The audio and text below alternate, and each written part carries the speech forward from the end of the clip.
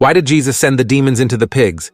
Jesus and his disciples were on their journey across the Sea of Galilee when they arrived on the other side, in the region of the Gadarenes.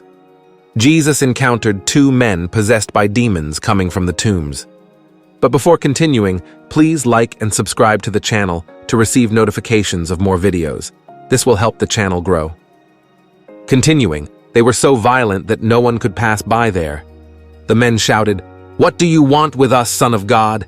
Have you come here to torment us before the time?" Nearby, a herd of pigs was grazing. The demons then begged Jesus, "If you cast us out, send us into the herd of pigs." Jesus said to them, "Go." They came out, entered the pigs, and the whole herd rushed down the steep bank into the lake, where they drowned. The pig herders fled and went to the city to tell what had happened, including what had happened to the demon-possessed men. Then the whole city went out to meet Jesus, and when they saw him, they begged him to leave their region. At that moment, Jesus and the apostles boarded the boat and went to the other side. From a distance, a demon-possessed man ran and fell at Jesus' feet, shouting, "What do you want with me, Jesus, Son of the Most High God? I beg you by God, don't torment me." He said this because Jesus was commanding the unclean spirit, "Come out of this man." Jesus asked, "What is your name?" He replied, "My name is Legion, for we are many." The demons begged earnestly not to be sent out of that region. There was a herd of pigs grazing on the hillside.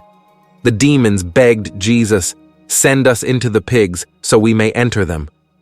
Jesus permitted them.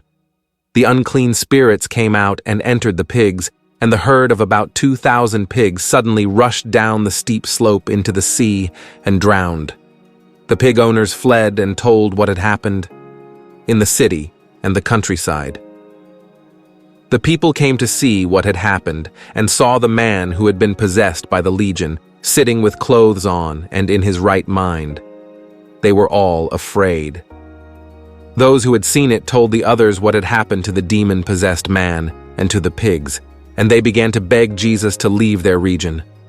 When Jesus got into the boat, the man who had been possessed by demons begged to be with him, but Jesus did not permit him, saying, "Go home to your family and tell them what the Lord has done for you and how he has had mercy on you."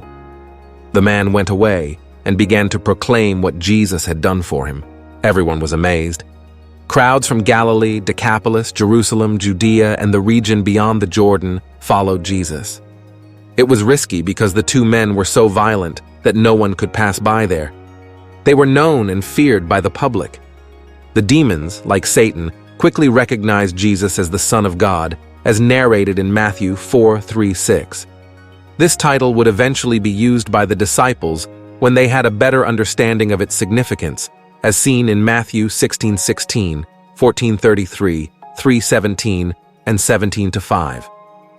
However, coming from the demons, the use of the title reveals their recognition of Jesus' power and authority.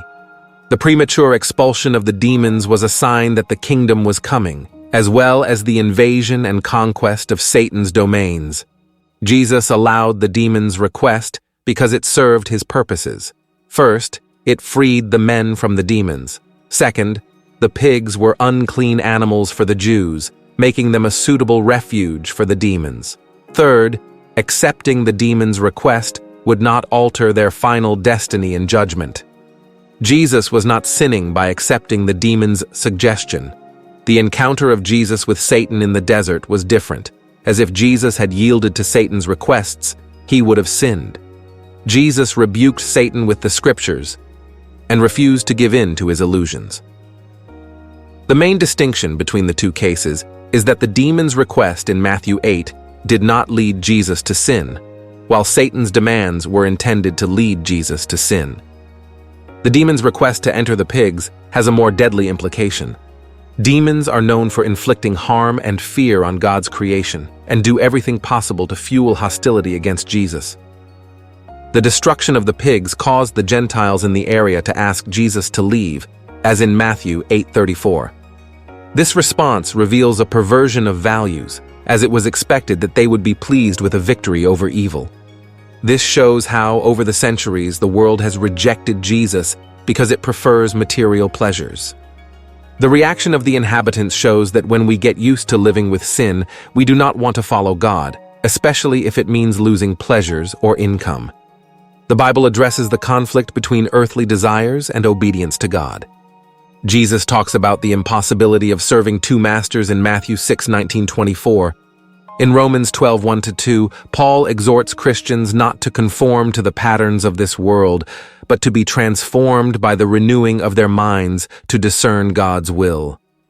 The episode of the Gadarenes and various subsequent lessons highlight that salvation and the truth of God are open to everyone. The true obstacle is human resistance to abandoning sin and following Christ. This truth challenges Christ's followers to examine their priorities and loyalties, aligning them with Jesus' teachings and example.